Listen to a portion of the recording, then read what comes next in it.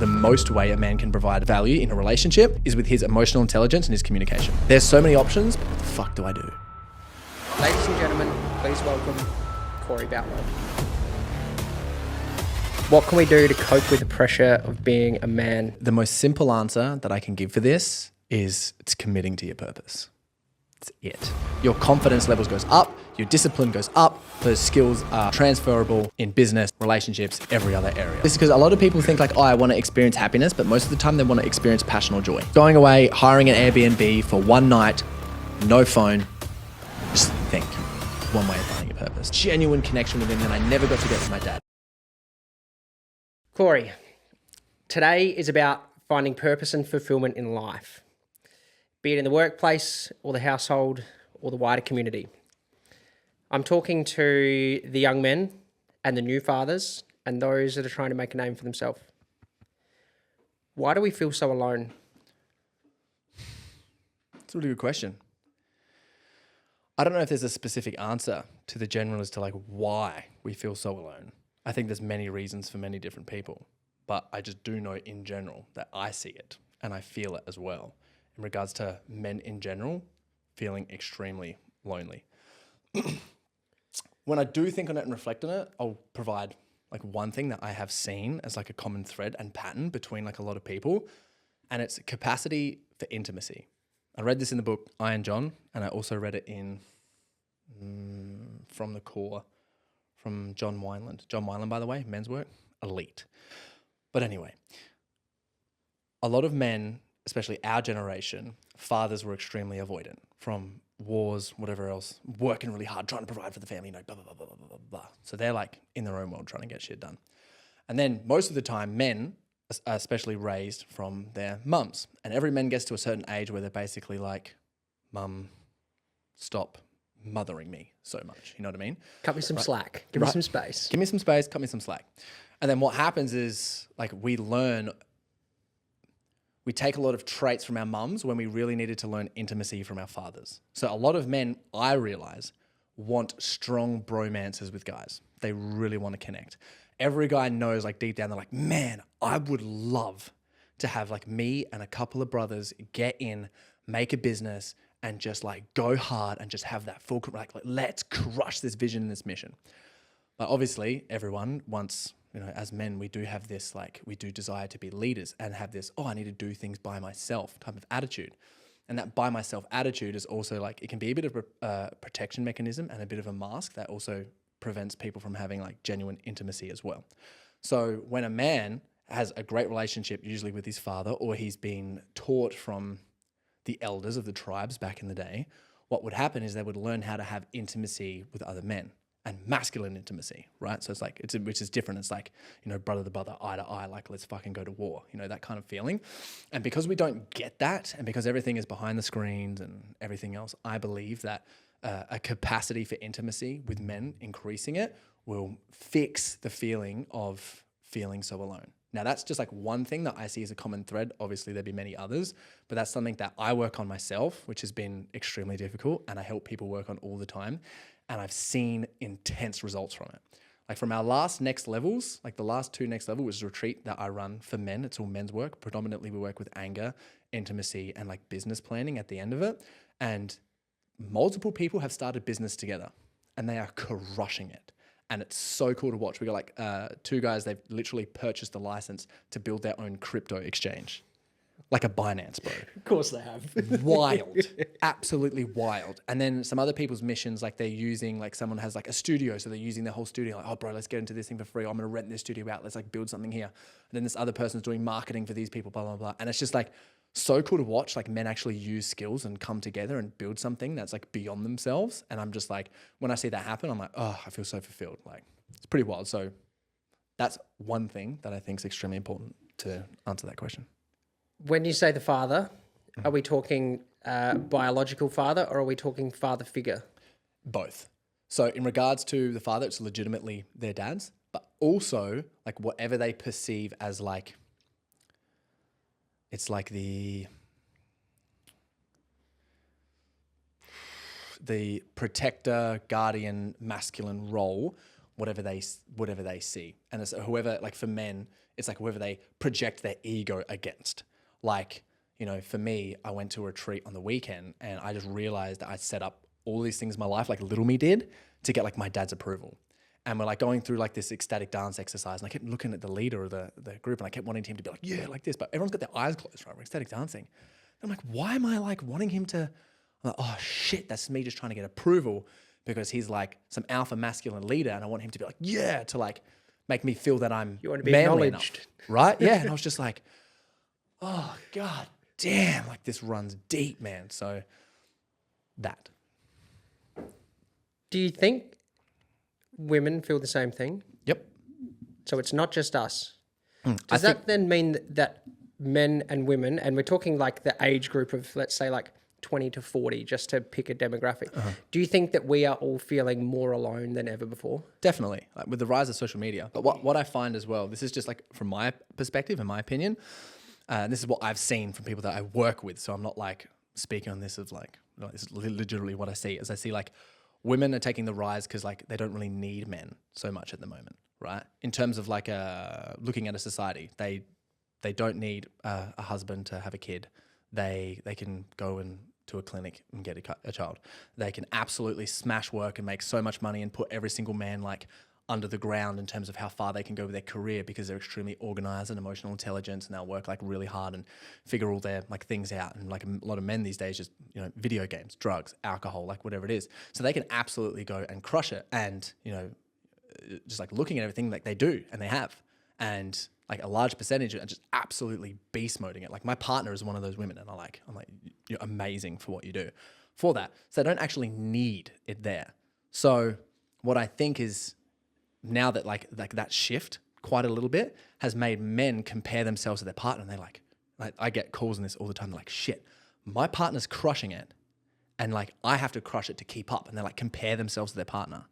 And it's like, I'm like, oh man, I fall in that trap as well. Like it's sad and it sucks like being in that position for a little while because you're like, well, what do I do about this? But also from the woman's perspective, because they're not getting the emotional, like their emotional needs met from that relationship. Some do, some work really well, but a lot of them don't because men will get down on themselves because most of the time we desire to be the provider. We desire to be the protector. And if most of us, we have this thing in our brain where we go, my value is wrapped up in the money that I bring in, right? For most men, not all men. Absolutely. But there's also like so many other ways that we can provide value. And I believe in the modern world, the most way a man can provide value in a relationship is with his emotional intelligence and his communication. That's like the most, because you can have like, you know, someone who, you know, a woman worth, you know, 10 mil, 50 mil, whatever it is. And the guy can be a stay-at-home dad, but if his emotional intelligence is elite, she's like, I'm never going to leave this guy. No way. He supports me in everything that I do. And he looks after kids and does that. Like he's so valuable to me. I could not live, you know, without him if he's elite at that. Right. But I do feel that like, because that's like a new sort of thing that's occurring more frequently is that because people don't know how to do that, women are feeling alone as well. And they're like, oh, because from my experience, we're the pioneering generation of that change, of the dual working household, and also the change in the traditional goals or the traditional like blue pink roles that 100% have been set previously. Yep, big time. This word stuck with me, and it's on this topic. It's that neededness, like the desire to be needed from talking only from the man's perspective or from the father's perspective of that like desire to protect, which nowadays isn't so prevalent, but nonetheless, like you do want to be a strong male in order to have that your internal validation of protection or the internal ability to be able to protect. And then there's also the component of providing as well. Yeah. And then if your partner is, even if she's the breadwinner or if you're both contributing to the household income, you could be led to believe that your agency has been taken away. Yeah. That you now no longer have a role. And then once you've spread your seed and fulfilled your fertility duties, I can understand how a lot of people can fall in the trap of thinking I'm useless and I've got nothing to live for. It's very common. And I do think like as well, it's really interesting because just how the energies work. And it depends if you're like a masculine woman or a feminine woman and a masculine man or a feminine man. Like I think it's more based on like your energy. And just because, and like, because I know a lot of people feel like guilt and shame if they're like a guy and they're quite feminine. It's like, you can have like the strongest leaders can be feminine based, like as men, and they can come across like so alpha. And the same can happen with women as well, right? It just depends on how like your energy works. But like what I see for sure is that like the feminine, whoever it is, like woman or like male or female, the feminine person wants to be loved, right? They want to be loved. And the masculine person wants to give love, right? So that's sort of like how you can distinct between. And if you can clarify that in the roles, loneliness starts to dissipate because people start to get their needs met. And there's also like, what I do believe, like I think this is really cool, is the need for validation. This is like a little bit different, a little bit off topic, but it's different. But the need for validation is so strong, right? Because we didn't get it from our parents, like validation or approval. And some of us... It's like a fundamental requirement, particularly for young kids. Yes, but the whole purpose of validation and approval, Nietzsche talked about this, and it is, I want you to confirm my beliefs about myself. And if I confirm my beliefs about myself, then I'm safe and I'm okay. It's okay to be me if you confirm my beliefs about myself. That's what makes this so important for the adolescent teen period, in order to be able to know that it is okay to be me. Yeah, dude, more important when you're 30, because no one at the age of like 30 really like will we ever figure it out? Yeah, will we ever know? Yeah, because until you get it, like you don't get it. And then what happens is like we're always seeking for need of approval and validation. And there's two parts to this I think is really important. One is like getting the fuck over having to need approval yourself. Need for validation, need for approval. One is like doing the work to get over that. Because otherwise you come across as anxiously attached, needy, you're difficult to be around, you're manipulative, you're controlling. Mood swings. Everything has to be on time, everything has to be done your way, you're asking questions, you put yourself in a victim mindset. Mm-hmm. And then the second thing, the second way in being careful around it is actually learning how to properly validate someone and to properly approve them and give them their approval that they need, so they go, oh, it's okay to be me, I'm safe, this is great. So, and I believe if you can do both of those things, like you can really allow yourself to be free, not just like externally and like doing really well, but like internally, because you can like, I don't know, you know this as well, like you can go and get all the success in the world, but you can just feel so fucking trapped in here.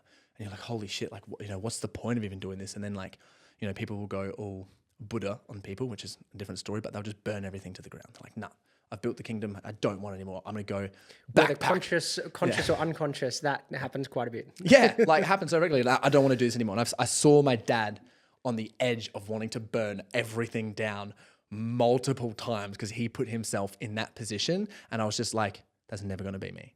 Which is why I started one reason why this worked. His generation, that's the midlife crisis. But our midlife crisis comes at 25. 19, bro. 19? Comes at 19. Okay, we're getting older. Yeah, I reckon it's even earlier. I'm now getting up to the upper end of the generation. Yeah, right.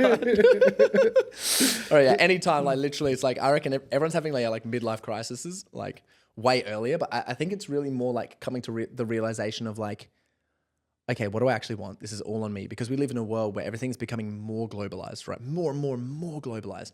And the difficult thing with Australians and Americans and Western culture in general, and this is the challenge, every single man that I talk to, which is why we focus on purpose so much at Set the Standard, is there's so many options, but what the fuck do I do? I don't know. And then men just go around this wheel of just like, oh, I got to pick one thing and stick to that for 10 years? Yes. Yes, you do. If you want an elite body, like the one thing that made me learn that was I was like, and I saw this, and this is like my personal story of really understanding it, was I was like, I'm going to be jacked for my entire life. I just made that decision, right? I'm going to go compete, I'm going to be jacked. And even if I'm not competing, I'm still going to be jacked as hell when I build a body. Firstly, it takes like 6 years to build a physique, like competing professionally, like it takes 6 years to build a physique. And then I watch my friends, right? They come and join the gym and they got these crazy bodies with me, right? And they're like, whoa, like, look at this muscle we put on. And then they fell off. Then the next person fell off. Then the next person fell off. And then this person used to train with me fell off. And this person trained with me. And then 4 years later, hey, Corey, you'd be really proud of me because I got back in the gym. One, I am extremely proud. I'm like, yes, bro, go for it. And the second part, I'm a little bit sad because I'm like, why'd you stop? Why'd you stop? You know what I mean? I was like, oh, if you really want something, you have to stick to it for a really long time. To get anything meaningful. Yes, but it's hard to make that commitment because you're like, if I stick to one thing for a lot of time, like a long time, I have to let go of almost everything else. What do I miss out on? Yeah. I think everybody struggles with that component of all the time. It's not, it kind of is, I don't want to bring it back to business, but it's kind of the opportunity cost of like, if I do actually commit to this one, if I do commit to it, then I actually have to do it. Mm-hmm. But the other side being that, what will I miss out on? Yep. I don't want to put myself through this pain or pain and joy because they're intertwined. I have to read this. I wrote this on the plane this morning. I just have to read it so that it comes out correctly. Welcome back, by the way. Thank you. Just been jet setting, smashing Red Bulls. Let's go. The usual kind of stuff, you know, super healthy. It's Sam Ackland. It kills me. The pressure to be an equal parent and nurture the baby and be a role model for the family and increase our income to feed the extra mouths and to plan for school fees and to support our aging parents, it really stacks up. Then you are told to suck it up and you're told to put on a brave face and you're told to be a man. What can we do to cope with the pressure of being a man? What a beautiful question. So I'm gonna have to talk for like a little bit before I like really drop in and like just like deliver a sledgehammer on this one. Fuck. Nah, I feel this one, bro. Like in regards to this one, because it's like the most simple answer that I can give for this is it's committing to your purpose. It's it. It always comes back to that. Like we work on 4 things and set the standard, and I really landed on these because what I've been thinking about a lot this year is like, okay, if you want to become the most attractive person so you can keep the woman of your dreams, you can get the person of your dreams, create the family and the lifestyle of your dreams, you have to become extremely attractive. How does a man become attractive? Well, you can watch any of Jordan Peterson stuff. Money, power, status would be a traditional Status, bro. Scarface quote. It's status. It's 100% status, right? But like what levels up your status, right? It's like number 1 is like a man who's committed to his purpose. There is like, I talk to so many women because I get women in my DMs all the time being like, where do men go for this? Where are the ones that have graduated from Set the Standard, right? They were talking to me.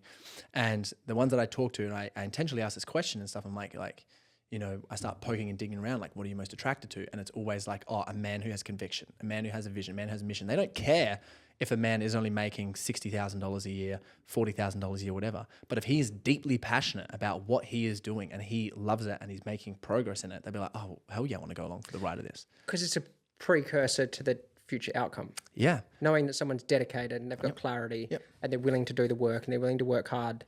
The financial component doesn't matter just yet. It's the leading indicators. Because like a lot of women that I speak to, especially this is from like my experience, are like, you know, they're like, well, I'm not really interested in this guy who's got 50 mil because, you know, he's boring and depressed and upset. If he's not going anywhere, let's say he's done it and he just wants to chill. Unless she's like an older woman, like most like younger women are like, well, why do I want to be around that? You know what I mean? Like that's no fun. So a man who's deeply committed to his vision and his purpose, like that's number 1. The second one is getting the best shape of your life. Best health, best shape in your life because you just feel incredible. And that doesn't necessarily mean like go and be a bodybuilder. It's like, okay, it is jiu-jitsu, it's Ironman training, it's whatever the best shape of your life is for you. Go and be that person because doing that and getting in that shape, every single guy wants to look like Superman. We grew up like it. So if you're on the progress to feeling like that and you're getting in shape and your brain's feeling healthy and you're feeling switched on, you're like, oh yes, this is fantastic. Right? Your confidence levels goes up, your discipline goes up, those skills are transferable in business, relationships, every other area. And it's like, okay, that's another one. The third piece is emotional intelligence and communication. It's like if you're real, and every guy respects a guy who's jacked. Third one, with emotional intelligence and communication, it's like if you have good emotional intelligence and you can communicate really well, it's like every relationship is an opportunity. And women can see that, your friends can see that, your bosses can see that, your clients can see that, your customers can see that, like everyone can see it. And when that shows, it's like emotional intelligence essentially is just directly correlated to leadership. It's like, oh, this person can make a good leader, right? So powerful. Literally, these are the people that create their own luck. Yes. I talked to one of it was one of Adelaide's best leadership trainers, and I had him on my podcast, and I said to him, like, he's been studying leadership for like 45 to 50 years. And I was just like, essentially like describe like what makes a good leader. And he's like, leadership equals emotional intelligence. That's it. And I was like, podcast done. Let's go, guys. Right. And then the fourth thing is like your online brand. or your personal brand, like whatever it is. Because if you're seen and you're followed, or you don't have to have that many followers, but if you're posting regularly, you have a following, you're leading, you're inspiring, you're sharing yourself, and people know who you are via some sort of social media, because social media is, elite these days, status goes up. But the thing is, if you've got like heaps of money, you're really good at emotional intelligence, and you're like in the best shape of your life, you may not need that social status, like the social status at all. But in general, there a bell curve for social status? I don't think so. Like on the rise for the younger guys, particularly with the dating market, like the more perceived status you have, the better your chances will be. But then you get like the taper off effect once you've achieved like surplus success in whatever definition that is. I don't think so, because I've thought about this a lot, and I just think of someone like Gary Vee, and I'm like, look at that guy's status. You know what I mean? Like in all of those, I think they're more like pillars. If you look at those areas where it's purpose, best shape of your life, emotional intelligence, and online brand, like you just want them as high as possible. And that, I believe, is what increases your status as a man. And if you're on the progress to working towards those, you're like, oh, I can feel really good and comfortable about myself. But the thing is, with each one of those, it's a journey in each of them. And there's a lot of bitter pills you have to swallow. There's so much you have to learn about yourself. There's a lot of fears that you have to overcome in all of them, because it's sales. It's people judging you for your posts. It's, trying to be emotionally intelligent, completely messing up, getting shit thrown back in your face, and then you're gonna have to go, fuck, I have to work on this again. Having to be a student through each phase. And it's losing purpose, every month, every year, every like whatever the thing is of like, oh, is this actually my purpose? And doubting your purpose, and then having to recommit. And so it's not like it's a surefire thing. You're just up and down on all of them all the time, but you always feel your absolute best. And I know you can agree with this. If you're committed to your purpose, you feel good about the skin that you look in, your emotional intelligence is working, and your communication is good, and you're feeling really confident about it, and you're doing well in social media, and like, people are praising you, and you're like, because you feel fantastic. Completes the circle. Bang. Even though finding techniques or ways to internally validate or be comfortable in your own, not even comfortable, to be supportive of your own self with a capital S, for those listening along who know what a capital S is. Who know, bro? If not, who Google it. Know? Capital S self. Yeah. So what was the original question there? Because I just want to tie that back in and answer that. How do we cope with the pressure of being a man? Yeah. It's the escalating pressure. Yeah. So purpose is the vehicle for all of those things, right? So coping with the pressure is, I think it's just working on growing them, right? Because like once you, and I would say the two biggest ones would be purpose and emotional intelligence. For that, followed really closely behind like getting the best shape of your life, because that helps take up a lot of pressure. But like being a gym guy myself, you can put pressure on yourself. Physical strength, the internal confidence, the mental capability that comes from being like the only way to get strong and in shape is to sleep well, eat well, macros, micros, the whole lot completes a full circle of your own physical being. Yes. However, you can have a toxic relationship with it.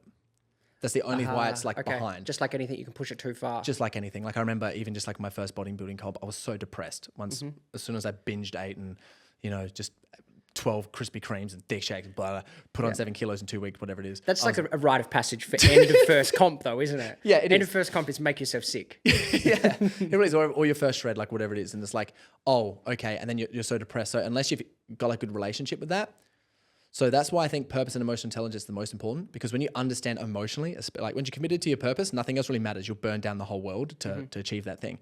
When it comes to emotional intelligence, you understand inside yourself. You're going to be like, oh, okay, I know what to do here. I'm feeling pressure for X, Y, Z reason. Time to do something about it, because you're aware. Know thyself with a capital S. To operationalize it, this really does sound like putting pen to paper, because when we're thinking like, let's take the man, the business owner, the new father, talking from experience as now a father of 2, the accumulation of those pressures could result and has resulted for me in just an overwhelming sense of anxiety. And then by pausing, taking some time, and by taking some time, like literally 2 hours at a beach, away from work, phone off, paper out, and asking yourself 5 whys. Yeah. We've been down this path before, but like that would be that would be a great place to start. Even though it sounds like another thing to do, it's another thing to do to turn off the whole bunch of other options that circulate around the outside of what you should actually be focusing on. Yes, highly agree. And like, if you look at just some of the greatest thinkers in the world, it's like, why were they the greatest thinkers? They wrote. They're not the greatest doers. Not the greatest doers, though. Greatest thinkers. It's true, but like... But as for this example, like, stop and think, don't continue to go and do. Yeah, well, what's the point of doing, just to realize you build this gigantic ladder just to look at the top of the wall and you go, wrong one. Yeah. Wrong wall. Wrong wall, guys.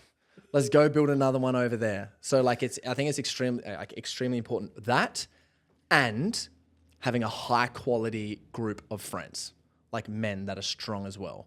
Because just the talking, like I even learned this recently from Alexi Panos. I went to like their retreat last weekend and I learned from him. I was like, oh, it makes so much sense. It's like, if you're around a high quality group of people and just like with the guys, right? And you're like, this is what I'm struggling with. And this is the thing. And this is what it is. And this is what I'm going through. A lot of men like feel a bit vulnerable to talk about that. But when there's someone guys go, oh, that's me too.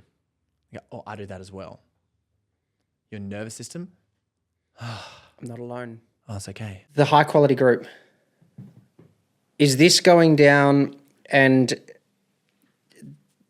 the avenue of, and I want to place a disclaimer on it as well, that I don't believe it to be true, but is this going down the avenue of upgrading your friends? It can be.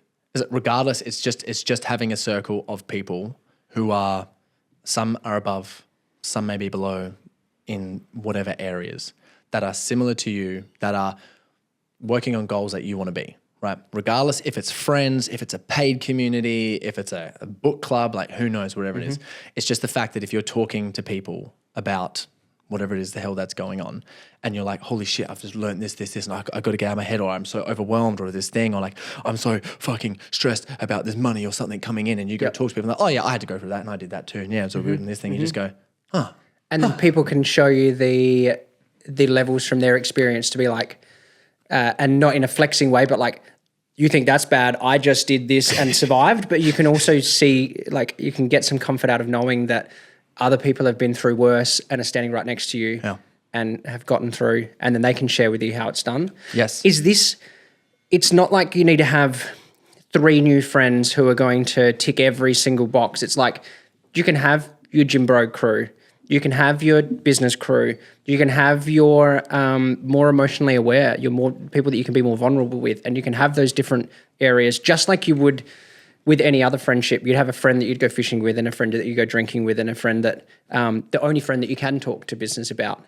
This is about finding the right nest. I'll put a thing in this, right, in terms of this, because I think this is really cool. What's the definition of friendship?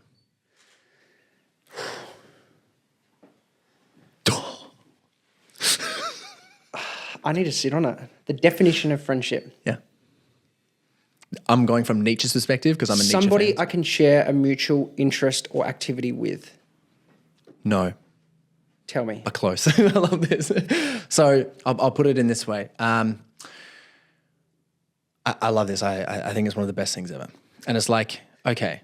It's like, well, why do you hang out with someone? Right? Drinking buddy. Do you hang out with your drinking buddy because you genuinely like that person and you want to build a relationship with them? Or do you both just like drinking? It's the action, isn't it? Your wife. Do you guys genuinely like each other, or do you just like watching movies together because you both like watching movies? Right? People start going, oh shit, right? There's a difference. There's a stark disparity. Do you like hanging out with someone because you like the feeling of love and you love them, so you're hanging out with each other just to experience love together? Or is that genuine connection with that person? Same thing with trust, bro. It's deep, right? For genuine friendship. Nietzsche makes the argument, and I believe in it, that he's like, the definition of friendship is mutual inspiration. I hang out with you because you inspire me, and you hang out with me because I inspire you. And like, you know, if you got a wife that's locked in, I love how the way she raises the kids or she runs her own business or anything like that. It's like, you're inspiring to be around. So can that be then, that is on the macro level, can that be brought down to the micro level of like your singular hobby friend? Say you have a snowboarding friend and it only comes up a couple times a year. You don't really talk to that person outside of that, but you are inspired by each other's ability and enjoyment of snowboarding. Does it not work? Am I taking that the wrong way? If I was to look at that, like if I put myself in my shoes, and this is just my opinion, right? I would be like, no, because you're just hanging out to snowboard, right? Okay. Yeah, that person can inspire you in snowboarding because you're like, oh, but that person's good at snowboarding, so I want to go snowboarding with them. So the context the shared interest doesn't constitute friendship. I don't think so. I think it's like in general, like that person might inspire you in snowboarding and also be a really genuine person and authentic and like a really good partner. And you're like, you inspire me in multiple different ways. I want to connect with you. And if it is through snowboarding, like, so be it. But it's like, if that person inspires you, you still want to hang out with them in other areas. You might hang out with that guy at home. You might watch movies with him. You might go to the pub and get a few beers with him. And you're like, I like hanging out with this guy because he's so inspiring with snowboarding. And we talk about it and blah, blah, blah. And really connect over that. But it's just in general, this is my thought. It's just like genuine inspiration that's authentic from you, which is great. And if you're around people like that are inspiring, it raises standards. Like, because that's what mentoring is like. I think this is really important to talk about, the difference between mentoring and coaching, right? Coaching is essentially you come to me with a problem and I just ask you questions back without saying anything and help you figure out the answer yourself, right? That's coaching. Any advice giving is actually teaching. Oh, you should do this or do this. I'm teaching you something, right? I'm giving you advice, which some people in coaching setting and other settings, like you got to get permission because advice is like a little bit invasive sometimes, right? And everyone's just giving advice. Mentoring is different. Mentoring is I'm doing this, this is what I'm doing, this is how I'm showing up, this is my process, this is what I do for this. And like mentoring is people go, oh, I want to do what you're doing with that. And I can choose to or not, right? But that's like exactly what mentoring is. So I think just understanding those distinctions when it comes to learning and growing is really important, especially how we show up. Like I've been thinking about this recently for how I want to really like convey my content. And we're thinking like, all right, do we want to coach more in our content or do we just want to just go, this is what I'm doing in my content and just mentor my entire audience? Like, so we're just thinking like, okay, how can we play with this? But this happens in a micro level with friendships and stuff as well. And if you notice, like when you're telling me what you're doing and it's mentoring, I'm like, oh, that's so inspiring. You know what I mean? So I'm like, oh, I want to hang out with you. Like, I can't wait to hang out with you, bro. Like, in general, I'm saying that like genuinely because the stuff that you're doing is inspiring, how you're showing up, the content you're creating, like who you are, you're dedicating to be a better dad, and the podcast you're creating, all this stuff, what you're figuring out. I'm like, oh, that's inspiring. I want to be around Sam because it's sick. You know what I mean? Because that's stuff that I inspire to be as well. So we can make a really good, genuine. We have our definition of friendship, bro, don't we? There you go, bro. I heard, I'm going to botch this up. I reckon it was Hormozy talking about the definition of love through the lens of unconditional love, not like I love that cute puppy, but through the element of like, I would kill for this person, I would take a bullet for this person, unconditional love. And the framework that he was using was that, do I love this person more than my goals? And I think he was framing it in a sense that like, not similar to us, that your goals do sit very high at the top of the list of importance. And then using that as a yardstick to go, do I love this person more or less than my goals, to establish the level to which you have love for that relationship or that person? Can we use the same yardstick for the friendship component? Maybe. I'm actually not too sure. Like that's a real good point to make. But I kind of like his way of thinking in that. It's cool. We touched on emotional intelligence. You have a quote. Most relationships fail because people have low emotional intelligence. Why? This is a really good one. There's multiple different options, right? Because I do think there's a small percentage of people that stay together, but it's a very unhappy relationship because they're like trauma bonded or anxiously attached. And they just stay in that. And if you don't know what anxiously attached means, essentially means that I get my sense of fulfillment through you and you're the most important thing in my life. So if I get my fulfillment... That's the stage 5 clinger. Stage 5 clinger is anxiously attached. Long-term stage 5 clinger. 1, 2, 3, 4, 5, baby. Essentially it is, right? And like, you know, clingers unite. What's up? Like I'll raise my hand on that one. I have been that person so many times and working to not be that person has been so difficult and challenging, but getting over it because stage 5 clinger is a nice guy. Stage 5 clinger is a people pleaser, right? It's like, oh, how can I get my fulfillment through you? The precursor to that is seeking constant, comfortable complacency of like, I won't raise that idea. I won't challenge that. I'll just yes man, go along with it, keep things smooth, stay in smooth waters, don't go outside of the reef. Yes, that's exactly what the actions are. Like they're the behaviors that happen like all the time. Like it's saying yes too often. It's like, oh, I've got time to do this. I'll do your thing instead. And then it's the person who gets like passive aggressive when like things don't go the way. But what do you mean? I do that thing for you all the time. What the hell? You know, conditional shit. Getting that tic-tac score going. Yeah, and you don't even realize it, man, when you're in it. I didn't even realize how much I used to do it. I was like, oh, this is crazy. And I still do it. And then when I catch myself, like my partner says something, I'm like, I'm sorry. Like I was doing it with George before. George is like my right-hand man in my business. And sometimes we'll say something and he'll say something and then I'll just do all this conditional shit back. And then he just looks at me like this and I'm like, I was trying to get your approval. I'm sorry. And he's like, God damn it, right? But that was just me trying to seek fulfillment around this idea that I had or be approved of it. So I'm not sure the original point that we were trying to make. What was it? And I'll bring it back. Low emotional intelligence. Yes. Let's keep relationships together. Yeah. For the better, for the children. Yes. Well, dude, men on average lose 77% of their income in a divorce. 77% of all their income. It is, expensive. And I've said it before on the show, and we're not many episodes in, it is the biggest risk to the business. Yeah, it is. The biggest risk. It is. Like personal development, dude. One component, keeping the relationship together for all parties that are involved is a good idea. For a business, huge. I mean, look at Bezos, bro. How many, was it something like $50 billion? Don't quote me there, but it's something in the billions, astronomical amount of money. He had to give half of it to his partner. And yeah, everyone can be like, oh, but it's all right because it's billions and blah, blah, blah, blah, blah, blah, blah. It's like, that's still billions and billions of dollars. It's a right. lot. It's crazy, right?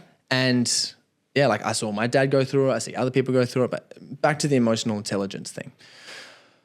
The one thing about emotional intelligence is essentially like the skill that I think is the best is being able to calm and regulate like your nervous system down and then have like just a deep and challenging conversation with someone. Being completely honest and authentic without the fear of having to like hurt the other person's feelings.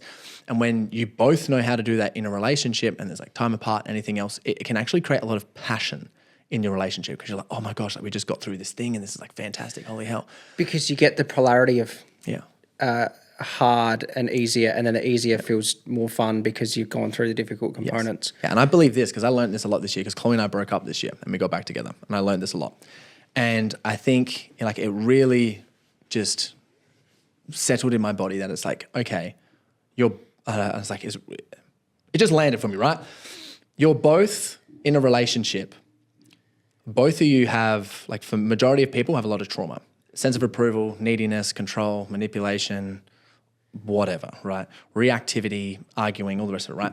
All of any arguing is just like a protectionism mask. So like protect me so you don't have to hurt me some way or see a part of me that I'm ashamed of, right? So that's where every sort of argument, reactive, like dig, blah, blah, blah, comes from. And essentially it's like you're choosing to be in a relationship with that person whilst you're healing all your own shit, right? And if you don't together, it's like, I'm going to see the worst parts of you. You're going to see the worst parts of me and you're going to forgive me and not judge me for it afterwards. And we're going to choose to do that together. And I'm going to witness you go through all your shit, wanting to leave a relationship, stay with the relationship, have the best time in the relationship, and then like go through depression, anxiety, all the stuff that people normally go through. And I'm still going to be here through the whole time. And then you're going to do that with me, right? And we're going to do that together and grow. And when one person needs to lead, they'll lead. And when the other person, is going through some tough times, the other person bring them back up. You know what I mean? And it goes back and forth and back and forth. But you're choosing to do that with that person. And if you don't really see that of like, oh, this is me seeing that person and all of their shit, and you start going like, oh, fuck this or whatever it is, or you don't even think about me, you're not considering blah, blah, blah, blah, blah, fine, let's break up, let's get rid of this, whatever it is. You're just missing out on like, you can be missing out on a really awesome opportunity because I do think if you're in that position and you've given it the best chance possible and you're both like, well, this isn't exactly working. And like, I love you, but I just think our personalities just aren't matched for this way, whatever it is. But you've been that person for each other authentically. You can have like a really good co-parenting relationship. The breakup can be a lot more smoother than back and forth because there's still that love there, right? Because there's hours of vulnerability and understanding and unpacking and placing the shield down. Yeah, and you really get it, right? But in regards, it still takes a lot of work to get there. And I do think people who have had like both their parents like together and they're like in relationships and they've seen what it takes to be in quote unquote, because to be healthy, they sometimes can be unhealthy, but healthier relationships of like, oh, that's what it takes for people to actually be together. Like, holy hell, like that's intense. And you'll see any marriage like, whoa, that's like crazy what they've gone through together. And I can't believe it. I remember I had a moment when I was actually at a retreat and we did this shame sharing, right? And it was like the facilitators of the retreat, they were sharing all of this shame, and this ego part of myself was like, and this person still loves that person for that? Because some of the stuff people are sharing is intense, right? And I'm like, oh my God, I can be loved for that too still. And I can really be myself. Fear drops down. And when fear drops down, I'm going to post this piece of content. I'm going to create this podcast. I'm going to reach out to this person. I'm going to start a business. I'm going to start a business with this person. Yeah, because once that shame is like gone, and like in the relationship, you know that someone's going to love you in everything, and then you tell them, right? Because I've done shame releases before. We do it in men's work all the time. And every time I do a shame release or something comes up and I'm like, oh, I've been so scared to like talk about this thing, I'll like call the person. Like it's been like my sister at one stage or my dad at one stage, my mum at one stage, and I'm like, I feel really ashamed about this and I need to let it go. And I'm telling you this, like so direct. I'm so direct with that shit. The time difference between thought, acknowledgement, and action is like so quick, here. bro. Right here. So quick. But that's how you make progress, man. Because it's like, okay, I'm being seen in this, and then whatever fear or anxiety that you have around business or whatever it is goes. Like I was literally talking to Robbie because he come drop me off, and he was like a long time client of mine, and he still brings up in every conversation. He's like, oh dude, when I was working with you and I had all this social anxiety and like let all that go, he's like, bro, I've just been like, I don't need to show anything anymore. I don't need to do this. I'm just me, and it feels amazing. Like he's just saying that to me in the car beforehand, and I just looked at him like, I'm not crying. You're crying. Stud. Let's cry. You know what I mean?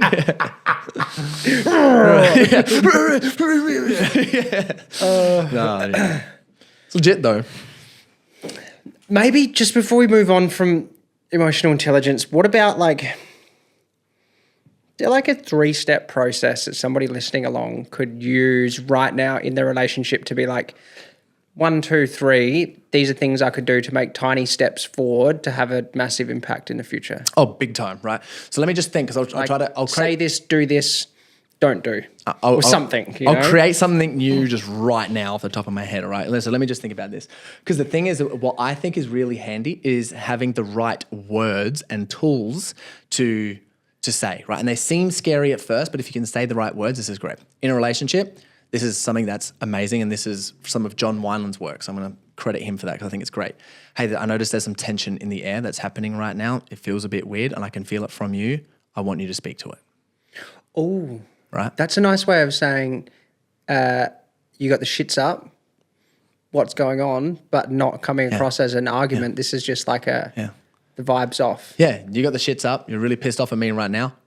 I don't know what's going on because I've been self-obsessed. Yeah, what's your problem? You know what I mean? Let me fix that shit, please. And do not say anything after. Do not suggest anything to do. Yeah. So the number one is just, and it's the masculine's role to lead in that. Hey, there's some tension right now, and this relationship feels like it's currently not working. I want it to work. Tell me your point of view.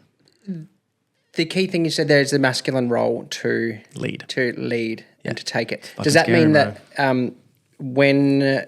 when there is tension in the household or a relationship or whatever that area may be, as a man, you bring it up. Okay. You bring that shit up. Instead of having the internal monologue that says, is there always something wrong with me? Why do I always have to bring this up? It's just the nature of the dynamics of the world that we live in. Yep. That's just the way it is. You just bring it up, man. Literally every single time. Like, Chloe calls me out on it sometimes as well. Because like, for me, I'm like, I bring it up pretty well. Like for me, I acknowledge myself. And when like we're in it sometimes, she's like, oh yeah, you say to speak to the tension and you haven't for the last month. And I'm like, fuck. She's like, and it's your job to lead in that. You said you got to lead in it. And like, I'm not going to bring it up. She's holding you accountable to She holds me accountable to it, bro. And I'm like, oh, holy. And I'm like, all right, let's go straight in. Mm-hmm. So, and sometimes for me, sometimes it's scary. Like in the moment, I'm like in here and I'm like, I'm not going to bring it up in the house right now. So I'll send a voice note or I'll send a text message and I'll just say, hey, like just letting you know I'm keen to talk tonight. There's tension in the air right now and I don't know what's going on with it, but I can feel it. let's talk about it. Because as people, we usually think, oh, what's wrong with me? She's angry at me. There's a problem with me. You He's angry at internalize me. it and you drive yourself nuts. Drive yourself nuts. And it could be not. It could be like, oh, I've literally, this thing happened today and I'm just generally feeling depressed. And you're like, oh. And your imagination fills the void. Yeah. Instead of, because it's what nice guys do and people pleasers do, instead of talking about the tension, oh, fuck you then. You know what I mean? Pull away, You're not giving me any love. What the hell? Right. So, and then, you pull away. That's you not doing the dishes, not doing the little things, not seeing the little things, not providing because you just didn't speak to tension. So that's one really cool tool. The other tool, and this one is just, I really want people to really feel this one, and it's shut up. It's just shut up. Like when you're in a situation with someone and it's your partner or whatever is in the relationship and they start like talking, it's listen, but don't disassociate. Because a lot of men will go, oh, this thing's happened again. Or women will do it too. They'll go, oh, he's got another problem with me. Quite literally like this. Oh. Yeah. Back to the phone. Yeah. It's shut up and listen. And as uncomfortable as it feels, and this is the tool, and this is the tool is, as a man and a woman, increase your capacity to feel negative emotions. Do not disassociate from them. Take them on board. I remember one thing that saved like my relationship with Chloe in the meantime when we were like going through like a breakup and we're getting back together. I'm like, she's like, there's so much resentment that I've had. And I'm like, I'm going to listen to all of it. Every single piece of your resentment, tell me. I'm going to hold this shit. And I actively listened to the whole time. She didn't stop talking for like 30 to 45 minutes, right? And I opened that space for her. And I didn't even respond to reply. I didn't say anything back. I just listened the whole time. And I was like, that makes sense. I understand that. And it was savage, bro. I'm like, like getting all this stuff. I know Chloe. I know her well. And I just imagine I'd need subtitles to keep up. It would have been fucking full on. Yeah, she can speak really fast. But like she was really emotional because she hasn't had the chance to and then to tell her. To take it back to the start, you've validated the stage for her to then share and to open up. Just to let her get it off her chest, right? Which a lot of people don't allow to happen. So in terms of emotional intelligence, like you want to be emotionally intelligent, cool. Speak to the tension, open it up. When it opens, it's like just be quiet and listen, but listen with intention. And if it's uncomfortable and it makes you feel like shit, it's like, good, just let it feel like shit. You're only experiencing an uncomfortable emotion and eventually it's going to go. And when that emotion goes and people have both had their chance to say and feel heard and feel seen, because we didn't get the chance as often as what we would have liked to as kids, like some people did, some people didn't, somewhere along the line, need for approval, all the rest of it, you feel so good. And it's like, oh, now we can build. The third one that I've learned big time this year, space. Like separate yourself from that person. Physical space. Physical space. Like I learned that because Chloe and I, like we live in the same house, we work in the same house. Like, and every time that we're like getting itchy, right? Itchy at each other, get a little bit like, oh, it's just because we've spent too much time together. Like, oh, we've fallen back into this trap again. And I'm like, man, we've done so good for like literally living in the same house together, working in the same house together all day, every single day with each other. For where we're at, we've done incredible, like for where we're at for that. Like it's amazing. And like the space of just absence makes the heart grow fonder is so true, but it's the man's responsibility.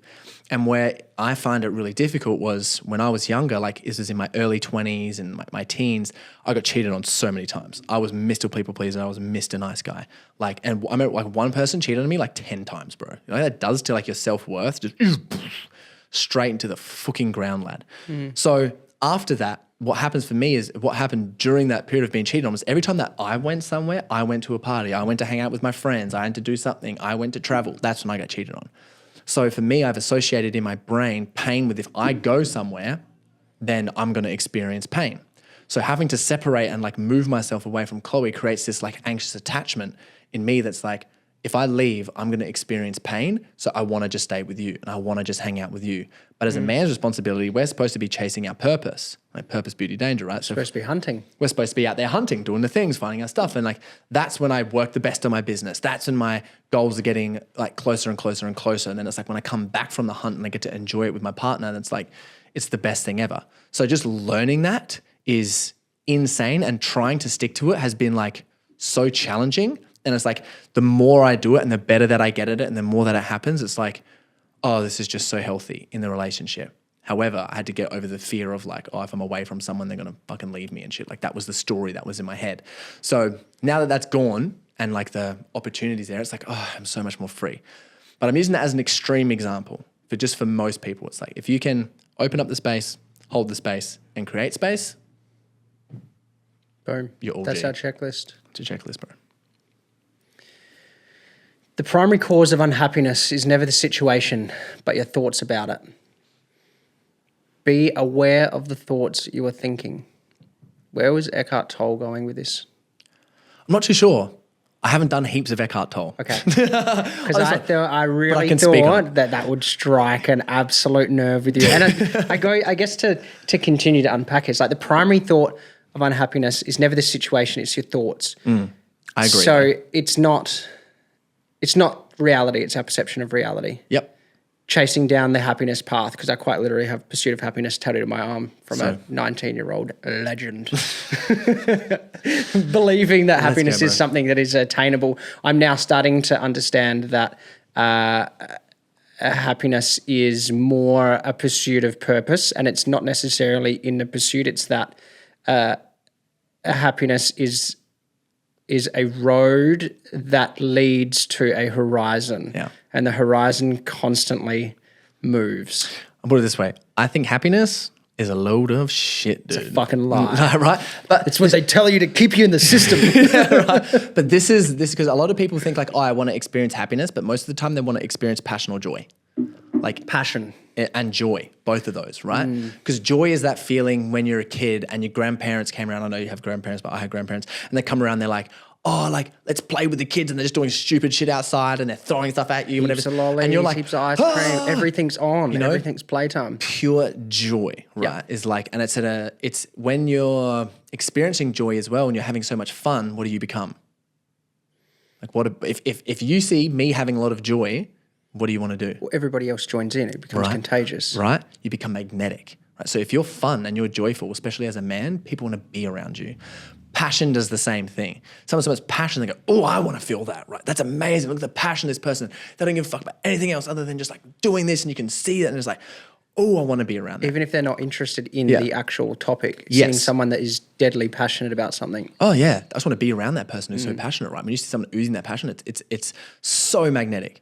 So that's like one thing is I think people mainly want that, and because I think a lot of people perceive happiness, and this is from, and I'm speaking from experience because I coach a shitload of men, and most of the guys that I talk to, the happiness is just their perception is just a relief from stress. Oh, I just want to be happy. It's like you just don't want to feel stressed, bro, is what it is. There's hunting for the anti-stress. It's hunting for the anti-stress. So it's not exactly happiness. It's like, oh, I want to get rid of stress.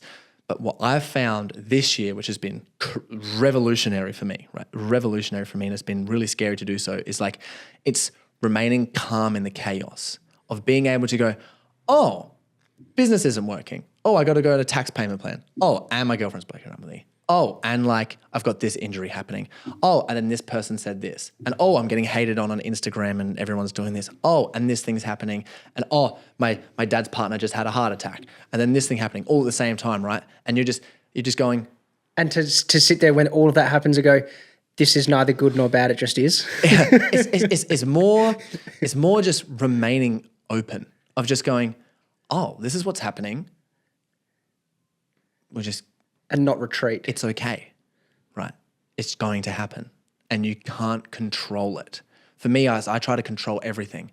And I had to learn this in like leadership exercise. I went to extreme leadership from Preston Smiles and Lexi last week. As a strong masculine man, you wouldn't try to control everything. Well, I think will is needed, right? Will is extremely important. And, you know, if you replace, I'm thinking about this now. Will is needed because like, I think I really agree with my friends in this, that you can bend things to your will and your will can be contagious. But if you replace control for connection, things will go your way so much more, right? That's why I truly believe that, and it's crazy. And most of the time with all the chaos happening, if I just connect with someone with intimacy, to lead back to the start, connect with someone with intimacy, what I want will just happen. Because most of the time with energies and body language and stuff, people know what you want. You know where you want to go. You know where you want your business to be. You know who you want to become. But unless you're connected to the purpose, unless you're connected to the people, unless you're connected to yourself, it won't happen. So like It's my thoughts on that. And like, yes, it's been pretty crazy. Just even knowing like in small situations where usually I freak out because for me, I'm so strict on my bedtime. Like, 8:30, dinner. Corey doesn't do evening events. Don't do evening events. events. Don't invite him to dinner. Don't invite him. Don't invite me to dinner. Breakfast, I'll fucking be there with bells on. Let's go. Oils. I'm not going to eat canola oil and vegetable oil. It's a choice of mine. I don't want to do it. Like I read into the science and some of the studies of it. People can say whatever. I eat it. I also feel like shit. So I'm like, I'm not eating that stuff. No way in hell. And for me, like controlling a situation will be like, I'm at a restaurant. I did on the weekend. I feel so sorry for calling this one. Did on a weekend, we sat down. I'm like, oh, we can't eat here because of this, right? When what I could have done better in that situation, just go, oh, you can eat here. Like, let's chill. And then I'll go somewhere else afterwards. But we ended up figuring out because usually I'm like, okay, if I'm not eating dinner at 7 o'clock, I'm freaking out. I'm like, oh, this is crazy. I'm not even going to eat. Your body's quite literally eating itself. Eating itself, right? And just in the being calm in the chaos was we ended up walking around and I was just like, I'm just going to let this go. Like, so I consciously noticed myself go, oh, it's 7 o'clock. You usually want to eat. These things happen. You haven't eaten yet, whatever. And I just said, who cares? You're not going to eat any oils. You're going to be tired tomorrow because you're eating late and you're not going to get the best sleep that you normally get. Suck it up. Who cares? Just do what you got to do. Even like sometimes like today in terms of how like my plan was going for Tuesday, I'm like, I can't really have a set plan for today because I love structure. It's the best thing ever. But today I'm like this, I can't really have so much structure in today and how it's going to go. So I just kind of like let it go, went with it, still got everything done that I needed to get done, moved this thing around and had a good time. Like I had a good time without trying to control. Without structuring everything. Without having a structure. I'm like, oh, this is so much fun. Like it's better like, you know, when you can have that skill to do that. And then it's like, cool. So I'm working on that at the moment. That plus structure, I think is like key. And that doesn't validate just throwing the whole calendar in the bin and just being a free spirit. I think having a calendar is the most important thing ever, right? So I think like, you know, I'm like, I can look at someone's calendar and be like, I can see how connected you are to your purpose or not. Mm-hmm. Do you want to see mine? Oh, we'll go through hour by hour. I have it from the second I wake up and it even says rise. I love it. I love that. So I think that should be there. But it's like, the thing is like, let's say rise happens, but then like one of your kids has a scare and you literally have to take them to the hospital because like it's a legitimate crazy scare. It's like, fuck my calendar. It'll be bumped. I can't be thinking about back. It. Everything bumps back. Move it around. Yep. You know what I mean? Without having the control thing there. But that's a thing back to the emotional intelligence piece. It's like, okay, when you notice that's happening and you go, good bump, play on. You know what I mean? That's having the skill to be able to do that, like takes the journaling, knowing your purpose, having a community of people around you. It takes all of that, the working on yourself and understanding. The self-awareness component. Self-awareness component where you go, oh, this is okay. Some people might go, oh yeah, I already do that and that's sweet. But it's like, okay, what situations do you have where that doesn't happen? Because some people say, oh yeah, I do that, whatever it is, but they just disassociate. They just, think about something else. Like that's disassociation. You just start thinking about something else. So like they might disassociate. They might bottle it up and go, and just like put it all in and shows up later in terms of like an injury or health or some shit like that. Or they, it can get actively aggressive and then let it out and then feel guilty about how aggressive that they were. Particularly at 7 p.m. if you have not eaten, you could get quite cross. Cross is the best word. It's the best word at the moment. Yeah, I am cross. As a father with a couple of kids in the house, cross is the word at the moment. You just approved. You got me onto Carl Jung. This one sat with me for a long time. I am not what happened to me. I am what I choose to become. Tell me more. Tell me more. I think that this kind of takes back to what we were saying a little bit earlier about your perception versus reality. Everybody has their own set of traumas, if that's the correct word, although I don't really agree with the word per se. I think like conditions. Conditions. Everyone has their own things. Everyone's got their shit. To take some psychological terms out and just replace them with the normal conversation. Everyone's got some shit. Many cases, I don't want to label it completely, but in many cases, we may have backfilled the situation with imagination as opposed to fact, and we don't have two perspectives. We can't split test life, so we don't understand exactly all of the parameters. All we saw is a condition from a single view in a multi-view scenario. We carry that shit with us, whether it be real or not. It is not what those conditions that may have or may not have happened, if you've made them up completely, are not the driving and determining factor of who you are and why you think the way you are. They just are. You are who you are, why you are, the driving factor behind who you are. Yeah. Choose who the fuck you are. Yeah. The most important thing you there said was choose. So the thing is what I think about, like, you know, if you say trauma work, child patterning and all that stuff, I think it's so important. But the thing is what people will do is they'll like keep it there, because I think you have to understand. Sometimes you don't understand, but it's extremely easy to get over a reaction that you have, a control thing that you have, or who you are now by like drawing it back to like, oh, what happened to me as a kid? But then you have to like push it into the future. Okay, what do I do now with that? And a lot of people don't do anything with that thing. Are you instigating that regardless of the gravity of the condition, but somebody will go, this happened to me and therefore, and as if to drag that to every situation in the future, I am, and it's almost self-labeling of like, I am this because of that. Yeah. A good symptom is moving forward. If someone brings the same thing up all the time, oh, because I did this when mum did this thing, and it's the same story again and again and again and again, they're just living there, right? So you want to like, okay, now what can I do to do this in the future? And what a lot of people doing, like this is just from my perception, especially with doing like work, is everyone will go theory based. I'm talking about inner work, right? I'll do this thing, journal this process, blah, blah, blah, blah. It's like, okay, but now you got to embody it, right? So they'll tactically do it. Yeah. They'll check the box. Yep. So I get a lot of guys in Set the Standard, this will happen, right?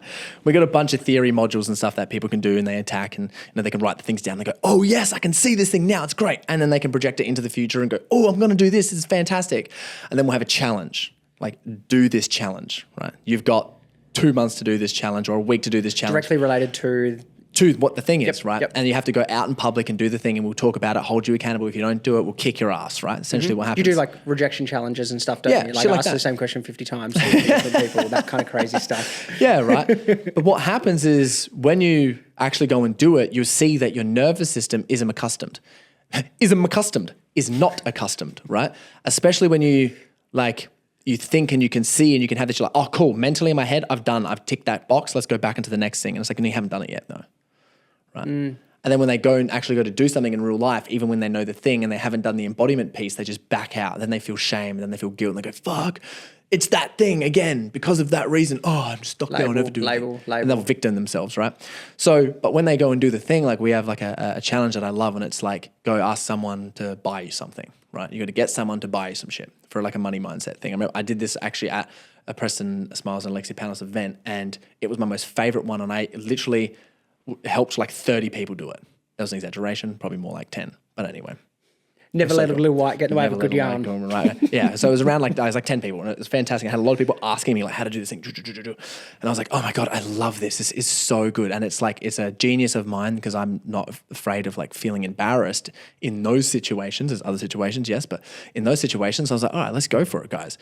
And it was so motivating. And I got to see in real time, like what was happening with people. And I'm like, cool. Like for Money Mindset Challenge, it's like, go and do that. We also have another one where it's like, you know, in terms of love and opening up and be able to feel stuff, it's like write a letter to someone that you really care about, just acknowledging the shit out of them.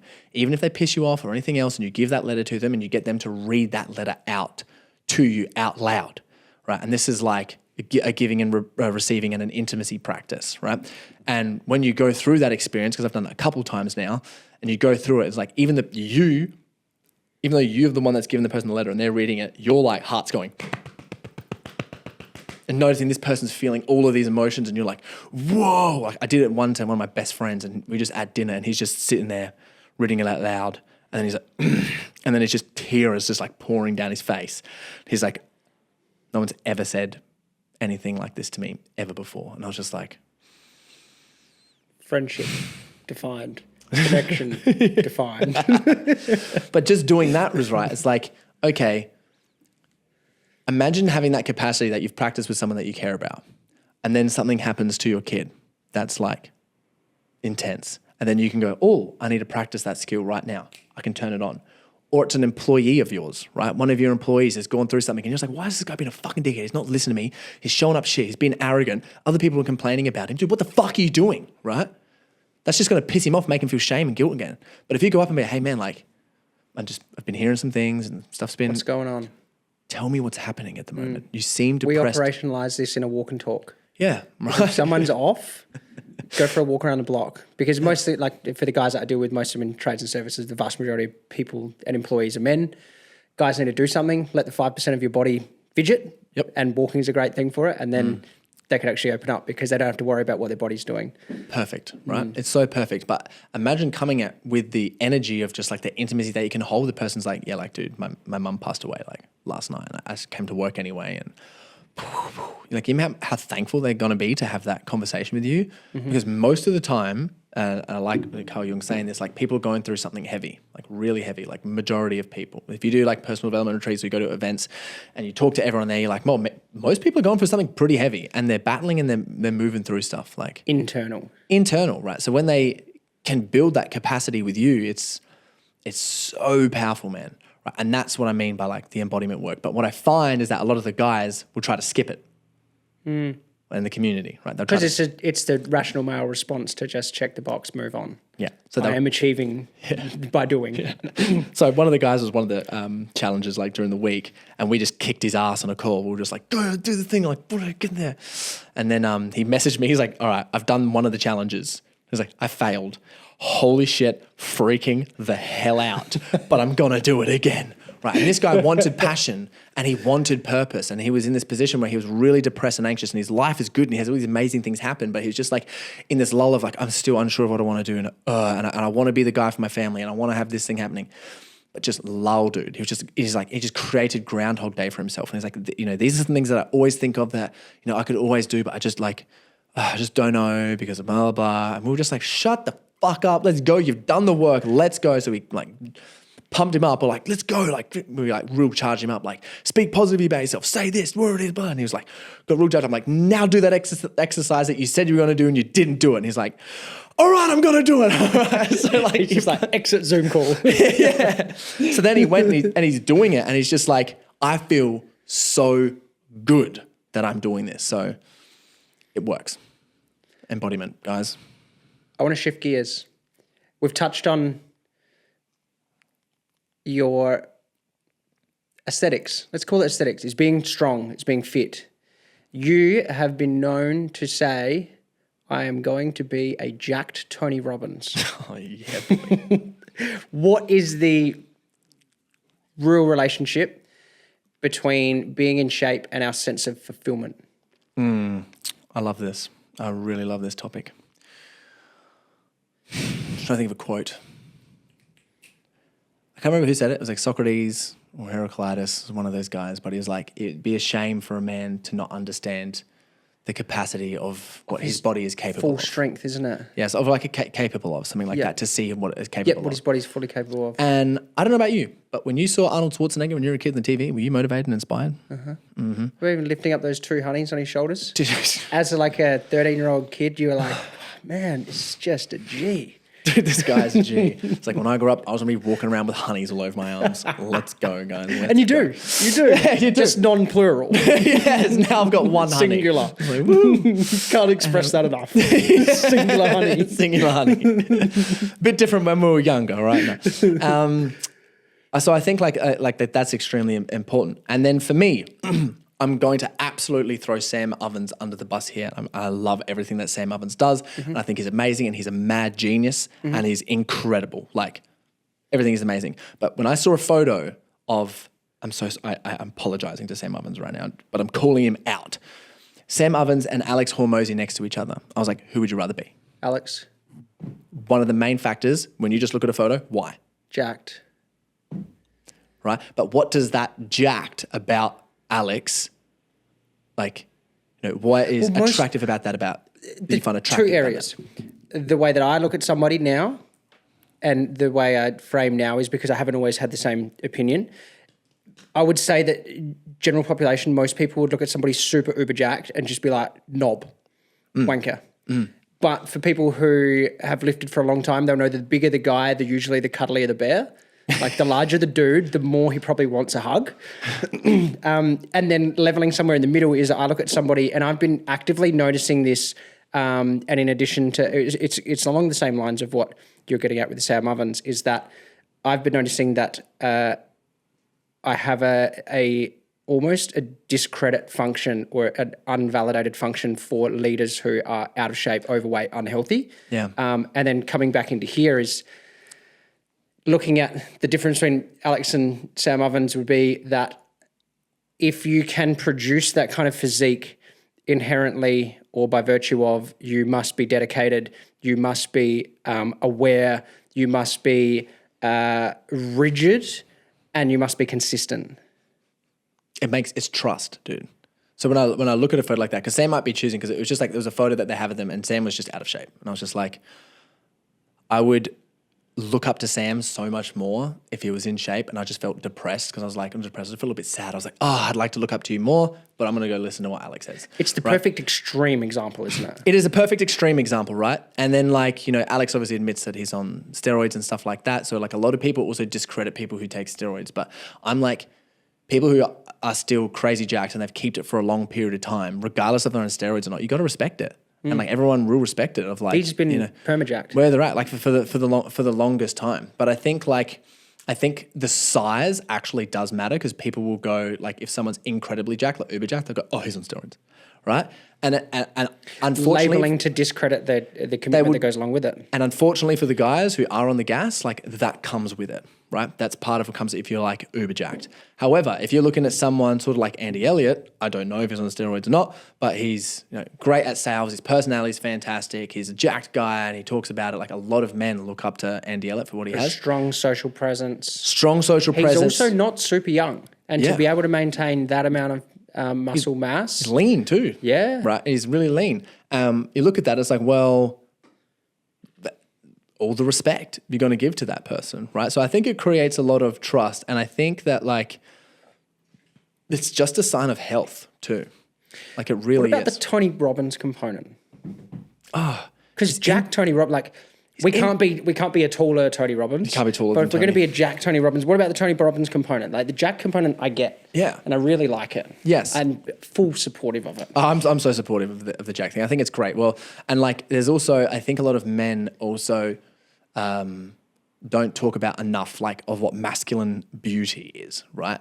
And we just have this appreciation for aesthetics of just like when you get a guy, thick shoulders, small waist, and just like the look on their body, everything's like chiseled and stuff. You're just like, God damn, that's insane, right? Like it's like looking at a Ferrari. I remember looking at Kwame Dua, like I trained with him a couple of times, and I said to him, I was like, dude, there's no difference between looking at the Eiffel Tower and like your physique.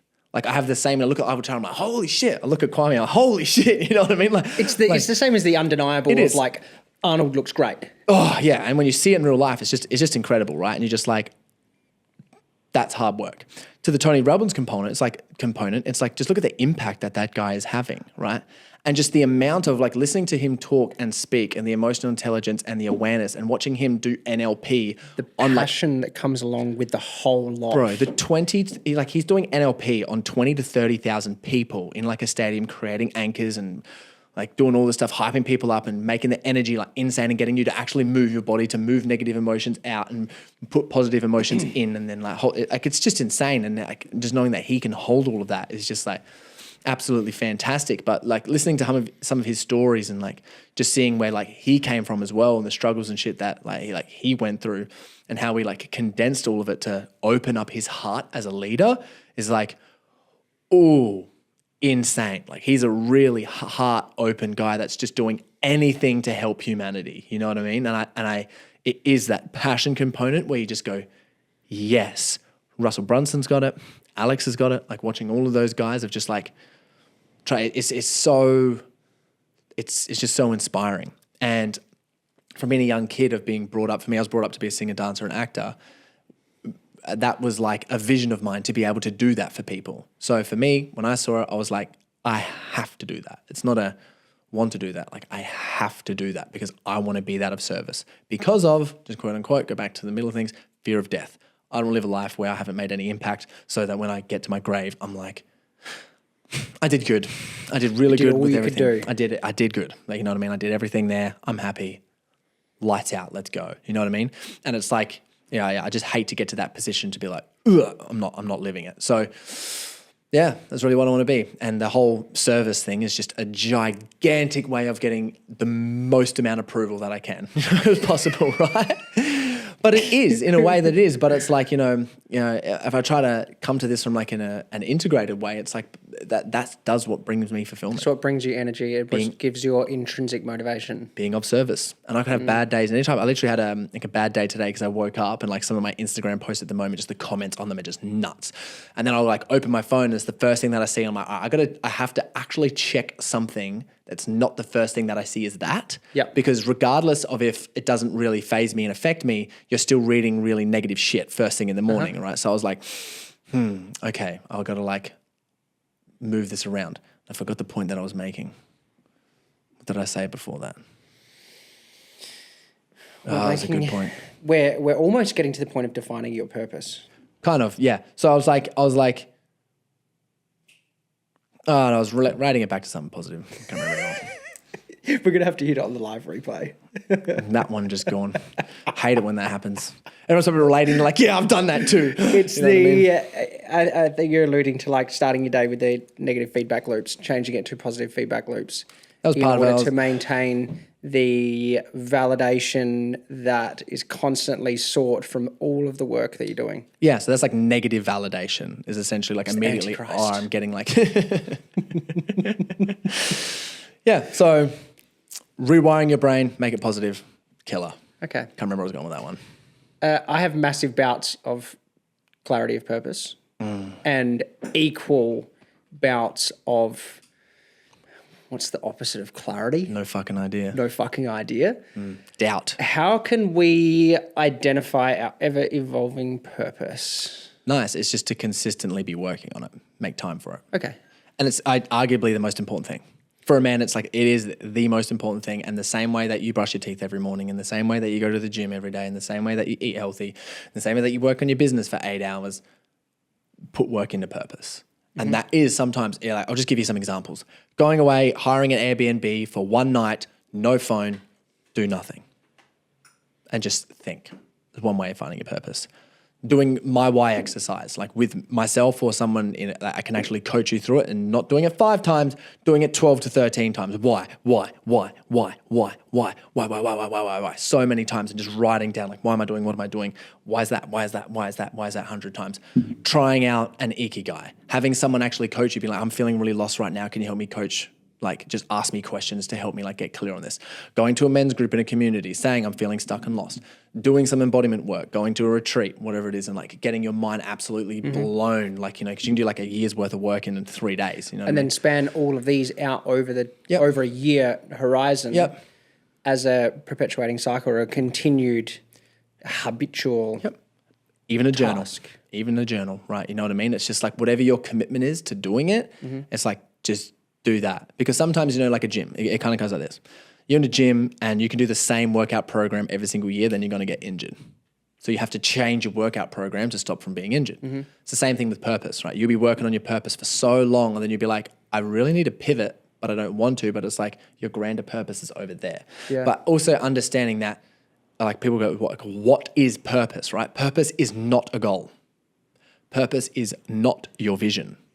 Purpose is above it. Purpose is your reason why you're doing any of that. Vision, mission, or goal, interchangeable terms, is a tangible, quantifiable task. It's your why. Attainment. Yeah, it is, So you get really clear on your why, and I believe it's a big part of purpose is who you want to serve, right? Because it's like, but why do you want to do anything? And it's like, okay, when you get down, because a lot of guys' purposes are like, well, I want to be the best version of myself for my family and, experience gratitude and help them in the best way possible. And that is the most vaguest. And whying it down is like, no, I want my children to be proud of my adult children to be proud of my grandfather self. What the true underlying meaning is. Yeah. Well, when you get clear as well, like also when you're understanding your purpose and understanding your why, because I'm someone who believes like you should know it word for word in a small thing. You got Ibita like written on your hat there, right? There's a lot of meaning in the words that you've got there for people who understand online business, right?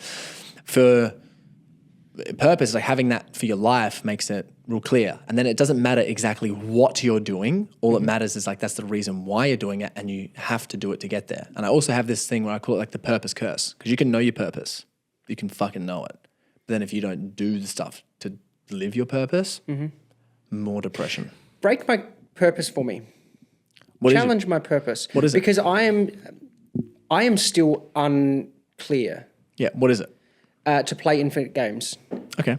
To play games that I can't end. It's like the conversation a little bit earlier about the horizon. I used to seek things that could be constantly attained, and I found the virtuous cycle of hunt, gather, bring home and kill was exhausting. What does an infinite game give you? Well, to take the example for business, is that when I look at the infinite game, is that how long and sustainable can I keep my companies operating, as opposed to a financial numeral exit or dollar figure or bank account balance. So what do your businesses give you? A sense of fulfillment. Why? I don't know. Okay. I don't know what it is. It's probably that I'm needed. It's From probably who? that I have a responsibility. Needed from who? I want to say the team, but it's not. It's deeper than that. It's probably closer towards a feeling of not being ostracized by a community, whatever that community is like building a company, having an ecosystem of companies that is large enough to have some impact. Let's go back to who. To who? To who it impacts? No, to the original question. So you were saying like, there's the feeling of not being like ostracized, whatever it is. I'm like, who's the important people there?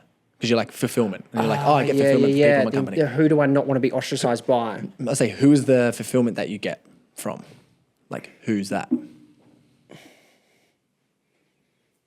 I don't know. Well, that's what I get clear on.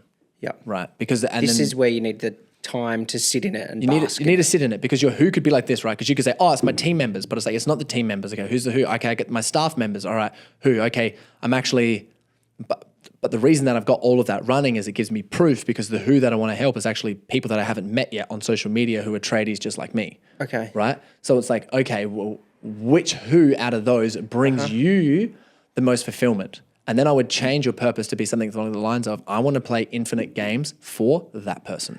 Add the specific. Yep. Cool. So someone's got some takeaway from that as well, because you can go so broad and so narrow. Yeah, we need like I'd lost in it. Yeah, I probably need like 40 minutes to flush that out with you. Like, I don't think, because I'm getting really good at this helping other people stand purpose stuff at the moment, because I've done it so many freaking times now.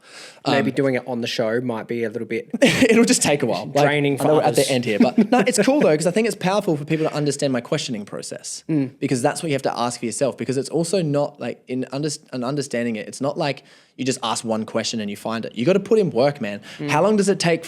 How long does it take someone who doesn't take steroids to get jacked and shredded? How long will that take? A year.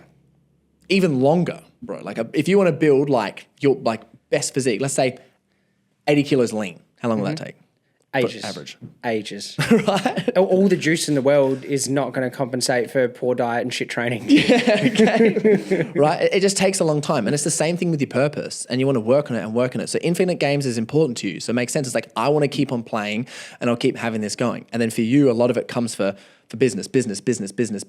Okay, what brings me fulfillment? Well, part of that is I get to create a lifestyle for myself and my family. Right? Cool. So I ask you some questions. So I'm like, okay, well, what's the point of infinite games? Like, what does it give you? And you can see that you're like, well, creating this ecosystem, what you're saying is like really important to me. I'm like, well, okay, well, why would the ecosystem be important to you? And you're like, well, it gives me fulfillment. So I said, okay, well, who in regards to that gives you fulfillment, right? Because you're like, you mentioned something, because I always wait for the who to come in.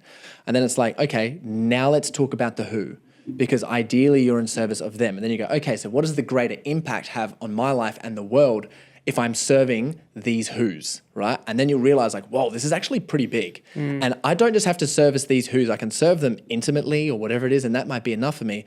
Or I want to serve them on a way bigger level. How can I do that? Make my business bigger. How can I do that? Show up on social media better. How can I do that? Upgrade my skills. Cool, how can I do that? Train other people to do something similar. Then you start noticing, you're like, whoa, this is beyond me. And if I want to, depending how I want to create it, I can make it that big. Or for me, my most fulfillment would be like, I just literally want to change 10 people's lives to the point where like we're so close and I have this genuine connection with them that I never got to get with my dad or I never got to have with my mum, that I really want to have with someone, and I want to build a relationship so strong with them, and I just want to work with those people in a very close knit thing, intimate as hell, and that's going to bring me so much freaking fulfillment. And you get clear on that, give yourself 5 to 10 years of doing that before your purpose evolves, and you have, there's your meaning. You know what I mean? It's like, congrats. So I don't know what that is for you. I was just putting out scenarios, right? It's just to have a framework to refine and to continue to challenge, because it's very easy to go, yep, that's it, close the book, done, I'm out. And you're like, well, it's scary, right? It's deeper than that. People are scary because it's big most of the time, right? It's actually pretty big when someone starts looking at their potential. If you have a friend who's like a personal development junkie or self-development junkie and you're watching this, talk to them, call them, be like, hey, break my purpose. You know what I mean? Yep. Ask me questions. Try to trigger me. Challenge me, because that's when you're going to get to something that's sharp. And you can do that in ChatGPT. You can do it on a journal. You can do it sitting in nature doing absolutely nothing. So eye contact's going to make a lot different. Oh, you can't hide, you can bullshit ChatGPT and you can bullshit your way through a piece of paper, but you can't bullshit your way through someone looking at you. Looking at your receiving eye as well. Like, look at this freaking eye, bro. Just tell me. Yeah. But it's so powerful, right? You can understand, like, I have seen men go from depressed, anxious, doing sweet fuck all. I have one, I just took Louis, for example. He was a bricklayer. He was aggressive as hell at work. He had a negative friendship group, addicted to drugs, legitimately addicted to drugs, not just like a little bit of fun here and there. And he is bought a motocross track in Bali, sold his business, having the best time of his life. He's like, I never thought in a million years I'd be doing this. That's because he put himself in the corner, like to work with us. Purpose. And we talk about it so much because, as I said, it's the vehicle. It's like, why do you even want to go to the gym? If you don't have purpose, what's the point? Why do you want to get emotional intelligence? Well, we've all walked through the gym with a water bottle in hand and towel in the other, purposelessly fucking around.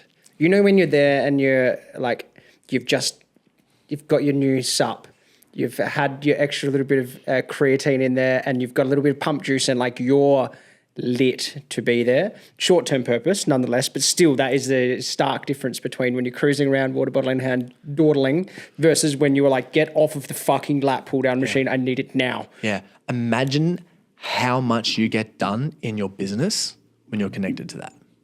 Every day, day in, day out. You have to make sure you hold yourself back and be able to put your purpose, like, I'm going to do that tomorrow and I'm going to do this thing, because otherwise you just burn everything to the ground. Because you're so excited. Yeah. Right. And if you have discipline, you just work through everything. Yeah, you got to do it. You got to understand your purpose and know your reason why, and then like also be able to like be present in it and then really enjoy the journey. And that's like, you know, it's a lot of like, you know, I understood my purpose ages ago, and it wasn't even to this year where it's landed for me of being like, oh, the calm and the chaos I was talking beforehand. Like, that's me, like, living my purpose. And then it makes everything, it's like, doesn't matter what's happening in business, doesn't matter what's happening in a relationship, like, everything is going to work through it. And what I want to see at the end destination of my purpose is going to happen, but I'm actually living it now. Like, I'm living it. When it's good, when it's bad, everything else is like, I'm so on path. Thank God. So when I have those lost days, what's the point of this? What's the purpose of this? Oh, I'm down in this because this content's not working, or this person left, or whatever it is, or my partner's angry at me. It's like, but I'm still on path. Yes. Corey Boutwell. Sam Ackland. You have changed my life beyond comprehension, beyond more than you'd know. It's affected in a positive way my relationship with my wife, my connection with my son, my connection with my daughter now as well, because when we started together, it was during that connection phase through having my first child. I love you. Thank you very much for all that you have shared and for your passion and dedication to learning your craft. I appreciate you, mate. Thank you. Thank you.